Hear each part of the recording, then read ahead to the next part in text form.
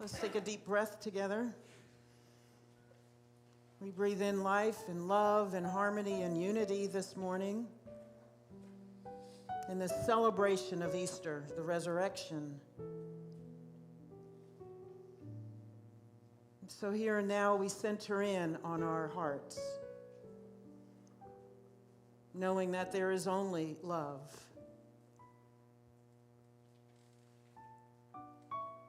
Love is all there is, and love is all that we are. So we give thanks for another day, for another rising, for another day of choosing life and love, for choosing to live our highest and best, for choosing to be all that we can be as an expression of the Christ principle.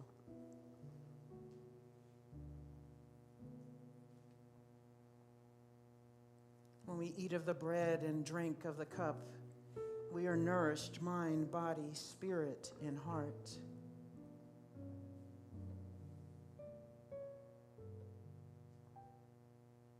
Nourished fully, thoroughly, completely, wholly. So we let go of all that does not serve us. We die to all things that have kept us from our good. And we set our souls, we set our hearts upon a new day. Not just this Easter day, but every single day.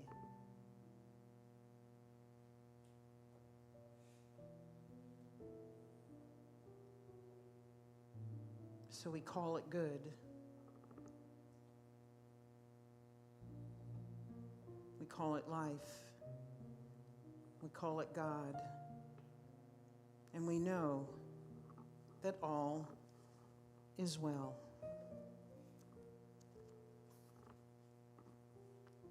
And now a reading from 365 Days of Richer Living. In the midst of me is the stillness of God. I am poised and established in God's perfect peace. No longer can the world confuse me, for now I am secure in truth. This day I dedicate myself to peace, order, and harmony. I have faith that the action of God in my mind is one of peace. I truly know the still waters that are deep within me, and I am refreshed as I draw from them. In the midst of me is the stillness of God, where all ideas await my acceptance. Calmly and quietly, I take from this inner spirit of good. God's healing peace flows through me as I accept it, and I am healed.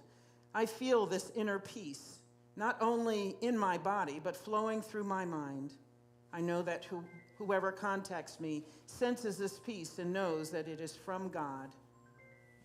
I have peace in my life this day, and I give peace to my world this day. There is nothing to disrupt, confuse, or annoy. Order reigns in my experience, and law brings forth my every thought. The Holy Spirit of right action dominates my thinking, and I am poised in perfect results. No matter what tries to disturb me, I see it as nothing, for I am peace, and I radiate peace. My subconscious accepts this demand I make upon it and brings it forth. Nothing can enter my experience except those situations which bring me peace. All men offer me peace, and I accept it. Every word spoken to me is peaceful, and every word I speak brings healing to my fellow man. I think rightly and peacefully about all whom I know, and thus they too are led beside the still waters. For my thought enriches their lives with peace. Peace, being the action of God, is omnipotent in my world today. And so it is.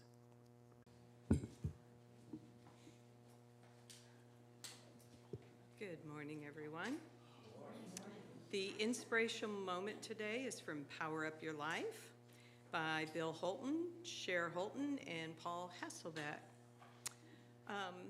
Just one note, what we're going to talk about in this is will, and was recently pointed out to me, will, as Unity thinks about it, is not what I ever thought about willpower. And this is so awesome.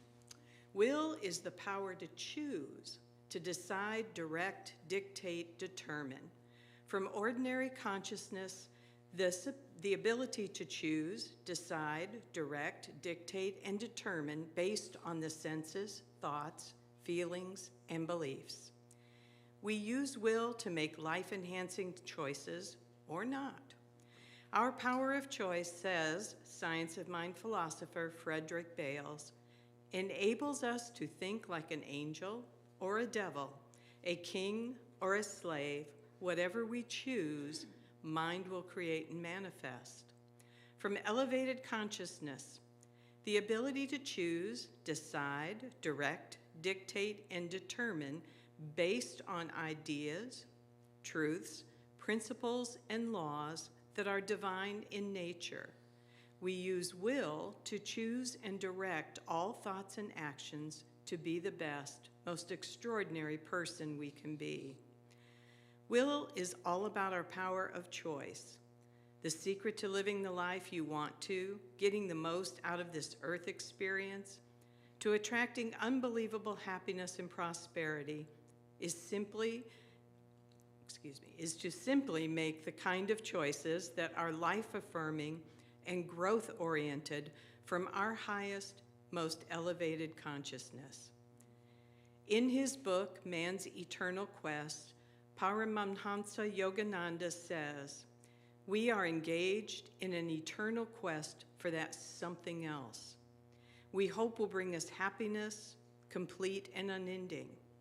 For those who have made the choice to seek and find God within, the search is over. God is that something else. And our affirmation that we'll repeat 3 times. I make choices that are life-affirming and growth-oriented from my highest, most elevated consciousness. I make choices that are life-affirming, growth-oriented from my highest, most elevated consciousness. I make choices that are life-affirming and growth-oriented from my highest and most elevated consciousness. So it's interesting.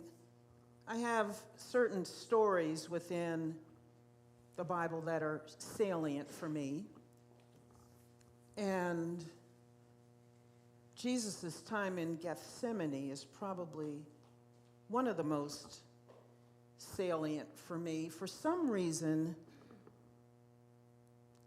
it hits me in a place that other stories within the Bible do not.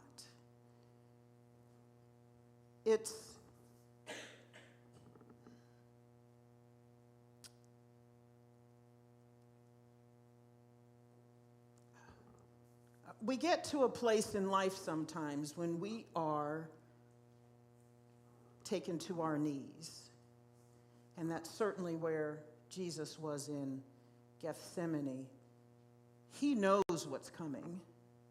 He knows what's coming. He's fully aware of what's coming and is having a time of reckoning here in this garden. And all of us have had times of reckoning. All of us have had those times.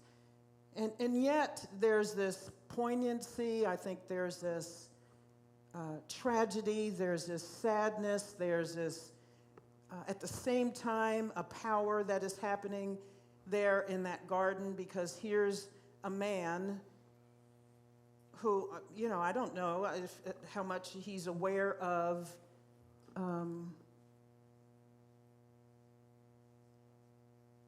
all that he's called to. I don't know that. And he's certainly fully aware of his humanity in this moment, where he is brought to a place where I think he knows there's only one choice. I don't think that he is there on his knees thinking, well, if I don't do this, then here's plan B. And I can just skate out of here and, this is what I'm doing. I think in those moments, and I'm making this up as I go along, and I have thought about this deeply, he's there thinking about what's ahead. And how do I step forward into that? How do I take this on, this monumental step in my life and in life with a capital L, and what does that look like for me? How do I step into that? And perhaps he did think, what is it I have to let go of? And actually things were falling away. The disciples fell asleep. They left him. He was there in the garden. He was looking for them, and they were nowhere to be found. And here he is by himself at a time where he's looking for help. Where are the people that have followed me? All this time, where are you? Where are you? And here I am left alone with this thing that needs to be done. And I'm the one who has to do it. And sometimes we want support, and support's not there. How many times have you been at your deepest, darkest, and needed somebody, and there was nobody there? And then you're left to reckon with what is. You're left to reckon with what is. I often think of that story when I'm going through some of my crises. When I'm being called to something, and I'm not saying no, I'm not thinking plan B, but I don't know what plan A looks and feels like. I don't know who that Kim is. I don't know what it is I have to bring to bear upon that situation. Like I talked about last week, my father was a huge, huge figure in my life, and I watched him in his evolution in life have his Gethsemane moments and die to something in his life and then have a resurrection. Have a resurrection. I remember when I was in grade school, my parents were thinking about separating. I think my mother had told my father they had a fight or something. I remember hearing an argument the night before. My father closed himself in my brother's bedroom for 2 days, weeping. And I don't know what happened. I think that was his Gethsemane. He was reckoning with something, and I don't know what, because he never talked about it his whole life, and he and I, in his last 10 to 15 years, are very close. We did talk about a lot of things in his life. He never brought those 2 days up again, and he stayed and he didn't eat, he didn't drink. I was the only one who went in there. I remember going in there, and we often, grew up in New Jersey, and we often went to the shore, to the beach. We called it the shore. And I'd found a shell where I could hear the ocean in it. And I remember at some point walking in that room, and my father was curled up in the bed, and I handed him the shell, and I said, "Daddy, this helps me feel better when I'm sad. I hope it'll help you." And then he wept even more. And I kissed him, and I said, "I love you," and I left him alone. And he stayed in there another day. And I could hear him weeping. It was heart-wrenching. I don't remember what else was happening in the house during that time. All I remember is looking at that door to that bedroom and hearing him weep. And knowing that he was reckoning with something during that time. And when he was ready to come out, he came back out and proceeded with life in a way, I remember this distinctly as a little girl, that I almost didn't recognize him after that. I don't remember what happened between my mother and father at that time, but they didn't separate. I just know that life continued, but he was different. There was something about the look in his eye that was different. There was something about his presence even his countenance, the way he looked at me, the way he looked at everything. There was something different in his voice, as if something happened in those 2 days in that room that was monumental for him. And so he had his Gethsemane, and then he rose. He was in there all alone those 2 days. And maybe he wasn't alone. Maybe God showed up for him in a way there, as I'm sure God showed up for Jesus in those moments and held him in that garden. Maybe my father was held in that room, in that experience by God in some way that was palpable for him and none of us were aware of. All I know is my father's religious life changed after that. His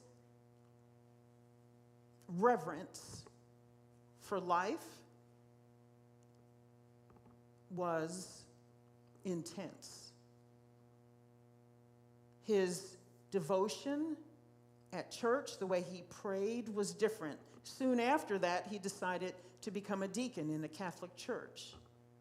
And I remember going to the ceremony where the bishop was present, and all of the diaconate candidates prostrated themselves on the floor on the altar.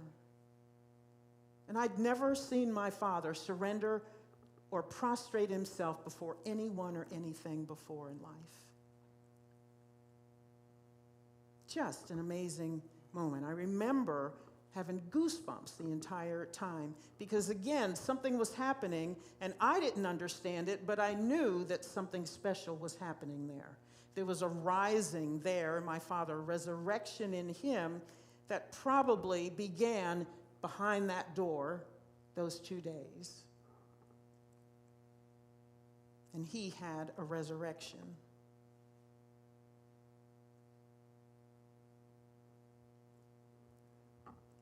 I think Gethsemanes happen. And I think each of us, as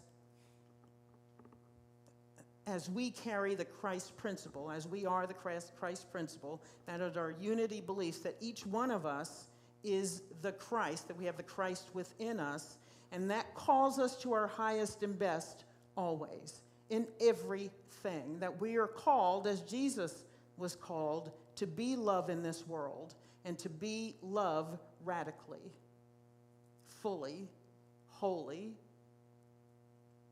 W-H-O-L-L-Y and H-O-L-Y.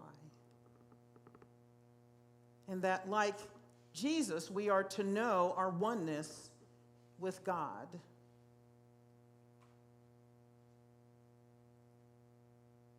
And that when we are in Gethsemane moments, periods of life, perhaps Gethsemanes can be periods, days, weeks, months, maybe years, where we are going through something, we have to shed something, we have to die to something, we have to reckon with something so that we can step forward in life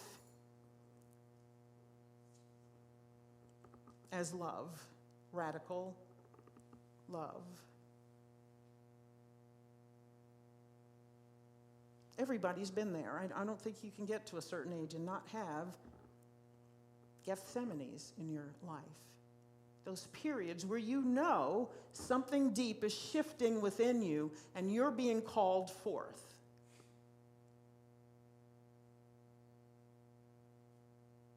And you know that there's a gravity to it. You know that it's something big. You know that something is coming for you and you are coming to it, but you may not understand what it is. And it's okay, because as long as you know your oneness, as long as you know that God is all there is and that you are carried and held by something that is ultimate goodness and wisdom, we can go through Gethsemane, have that period, be in it, be present, be alive in it, and walk towards our resurrection. Walk towards our resurrection.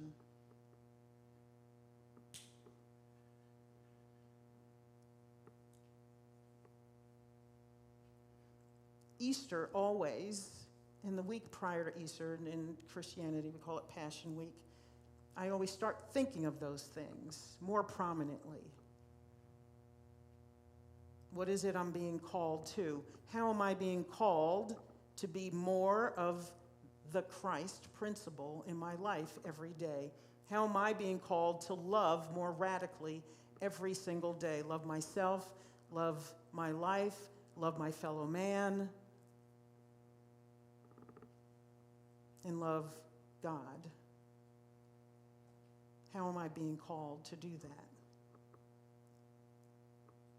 So like Glenna was reading, we have that will.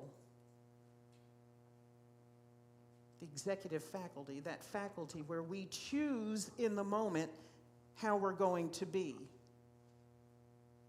We choose in the moment who we are. Are we going to express our innate divinity or something that's out of alignment with it?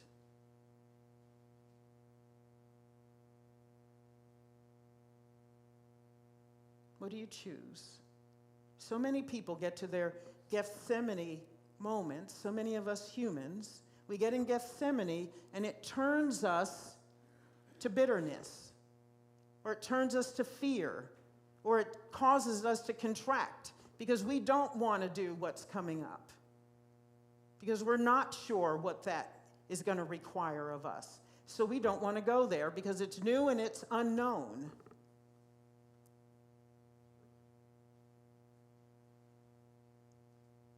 So we turn back. I've turned back from my highest and best more times than I can count.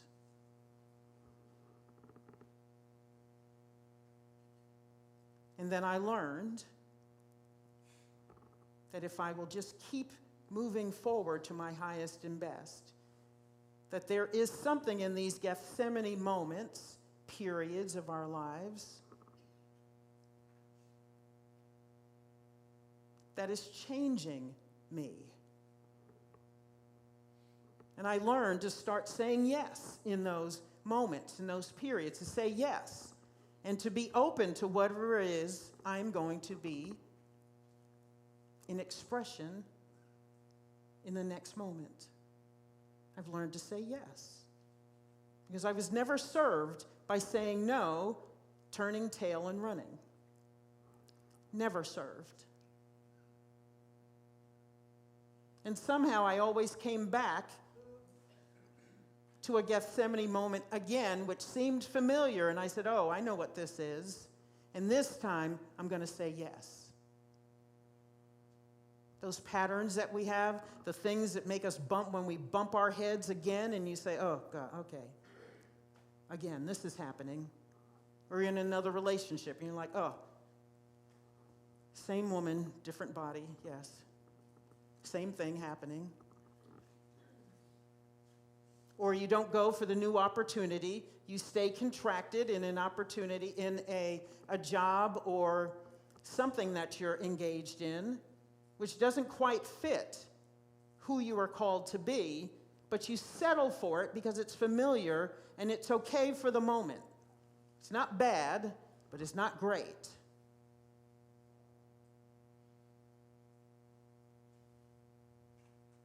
Those days when we say, well, what I got is okay. Who I am right now is okay. I'm not my best. I didn't step forward as my best, but this is what I'm used to. I'm okay being in the shadows. I'm okay hiding my light under a bushel.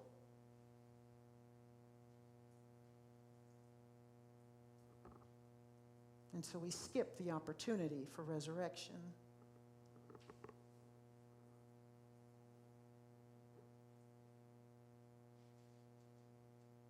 All of this comes back to why it is that you think you're here. What is life for? What are the things that happen in your life? Do they matter or not? Do they speak to you or not? Or is it just stuff that happens? And who cares? Because tomorrow's going to bring more stuff. I don't care. I don't care. Not me. I'm skating this time. I'm skating again.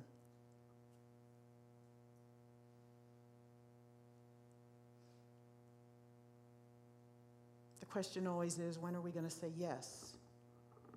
When are we going to be in those moments when we're on our knees and it feels dark and lonely, and all there is, I think, is God in those moments? Will we say yes? Will we say yes to doing the hard stuff? Because none of it's too hard, because I do believe that we're given everything we need in the moment to walk through whatever's in our path. And when we walk through it, we get to resurrection. And so we think it's hard, and we look at it, and we assess it, and probably overanalyze it, instead of just saying yes.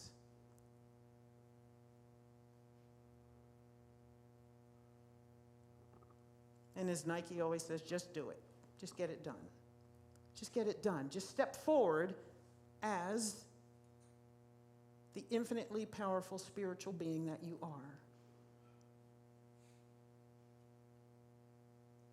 The one whose brother and way shower is Jesus, the Christ. The one who showed us the path, showed us the way.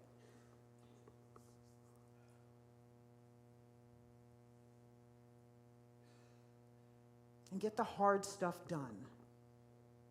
And step forward to the resurrection where our highest and best lies.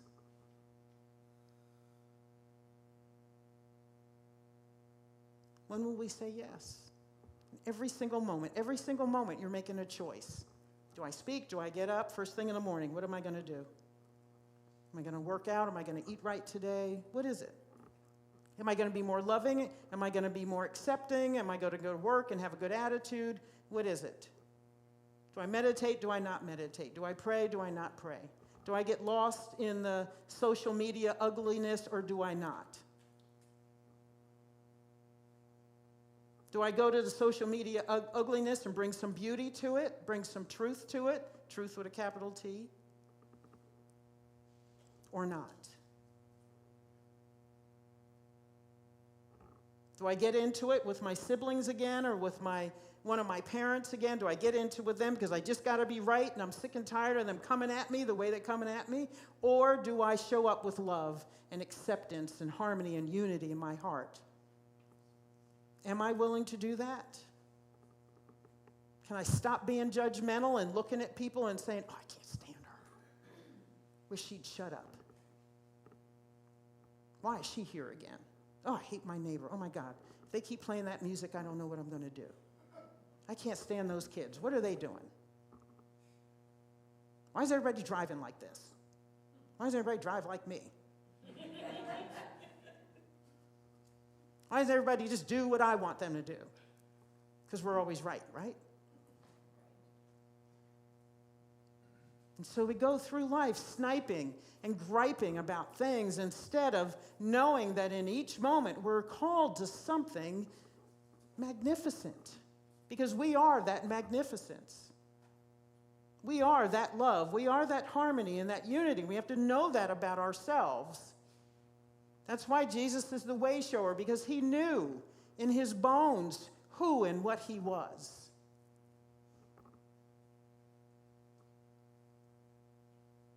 He knew who and what he was. And he used that knowledge and that power to move him forward through that seminal moment in his life. Yeah, I got something here. Yes, I'm on my knees. Yes, they all ran. Yes, it's dark. And yes, it's lonely. And yes, for this I was born. Yes, this is getting done. Yes, I will step forward. And he stepped forward into it with a presence and a confidence and a peace that disturbed people because they didn't know what the heck was going on. He rattled them more than if he had fought and argued through the whole experience.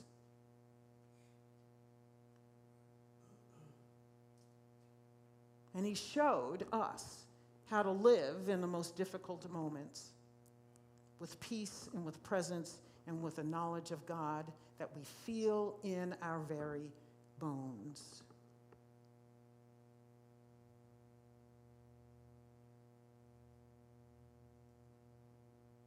At the end of Gethsemane, always, always, always, there's a resurrection if we will say yes and walk forward. If we will use that power of will and say yes. Yes. Ultimately, we say yes to ourselves in those moments. It's not just saying yes to spirit, to God, to the universe, whatever you call it.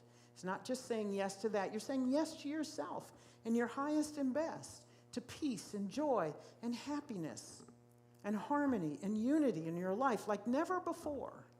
It's all waiting for us at the end of every choice if we will say yes to what we're guided to.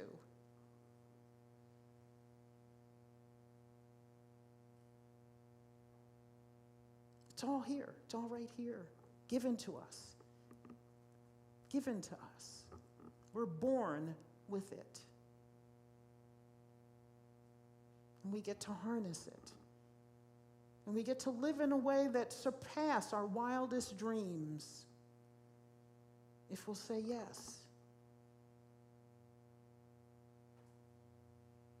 So what are you choosing this Easter Sunday? Or is it just another day? I mean, just another Sunday talk, just another time to get up, go to church, and I go home and I just do my stuff. Who cares? Who cares? Who cares? Does it just happen here in this room for an hour and a half with people that you love, or do you move from here resurrected again like you can in every moment? Do you take something from here and decide life is going to be even better than when I walk through those doors? Do you get up in the morning and say life can be even better than it was yesterday because I have choice and because I can rise again no matter what happened the day before, no matter what transpired during the night? What do you choose? Who are you choosing to be? Who do you know that you are? And will you say yes to your highest and best? Will you say yes, even in Gethsemane, even when it's dark and lonely and hard and you're on your knees wondering what the heck is coming next? Will you say yes then because you trust and you know who and what you are and who and what God is in your life? And step forward with your arms wide open to all good things.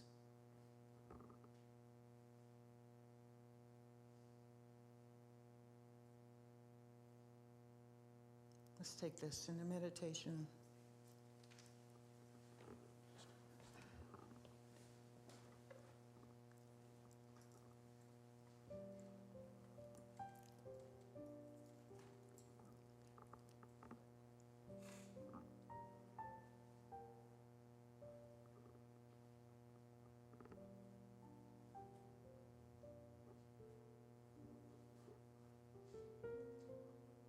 Who are you and what are you? Who do you believe that you are? And the way your life is showing up for you is the indicator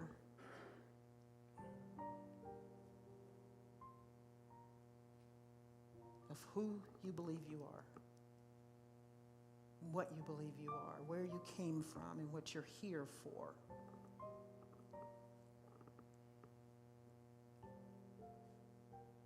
Is God at the helm?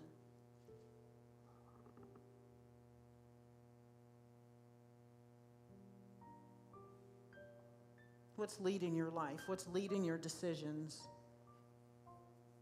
What is holding you in those dark moments?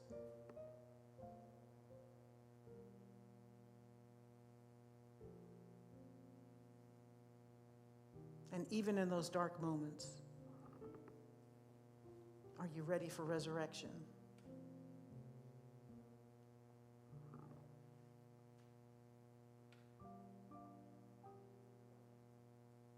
A rising, a new life, a new expression, where you become a beacon for others, where you give permission to others to shine.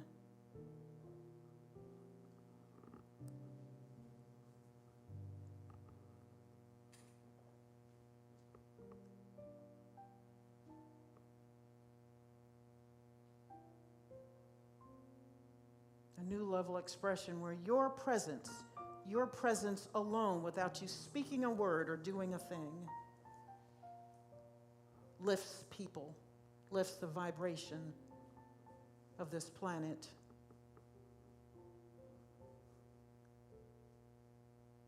Transmutes chaos into harmony and unity. Transmutes hate into love. Transmutes judgment into acceptance.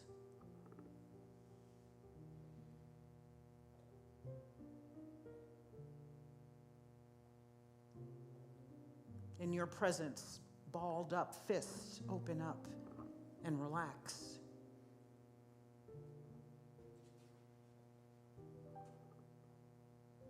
Arms open wide. Noise is silenced. Screaming turns to joyous singing.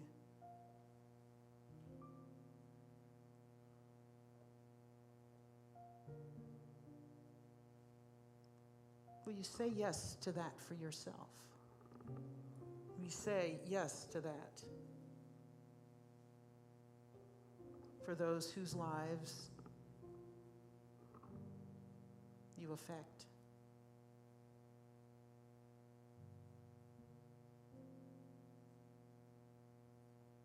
Will you say yes to peace and love and joy and happiness overflowing in your life? Abundance like you've never known it.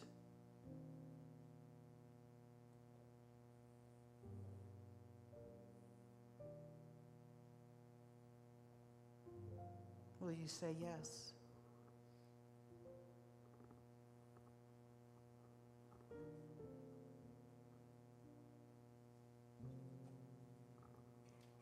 Will you say yes? Can you walk through life with your arms open wide? Free and open.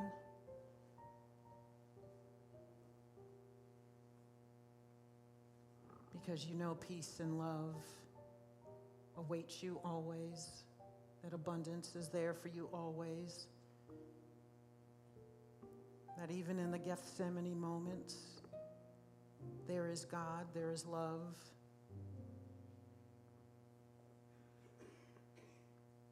That the sun will rise in the morning. That you will rise in the morning. Not just get up and get out of bed, but show up in a way that you've never shown up before. And that the Christ principle is alive and well within you, expressing in you and in the world.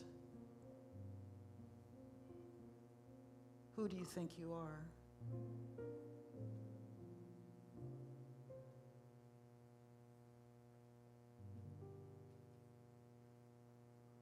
Who do you think you are?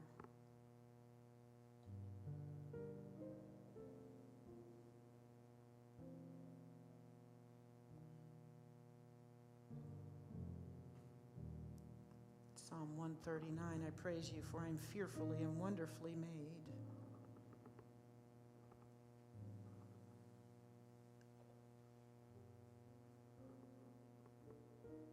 You are fearfully and wonderfully made. Fearful as in awesome, awe-inspiring.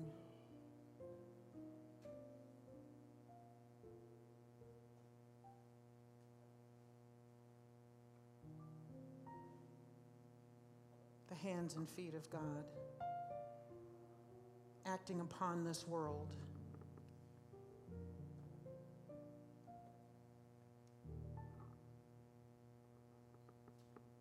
Who do you think you are?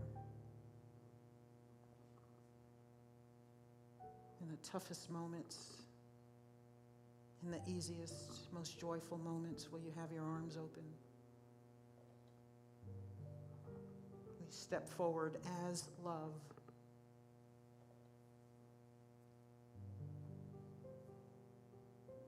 Will you step forward as love? Let's take a deep breath together. Exhale. Breathe in again, relax. Exhale.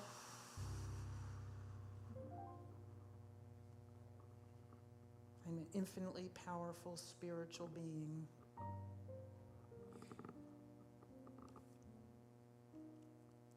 Called to my highest and best in each moment. And I say yes to all good things. I say yes in the darkness and in the light.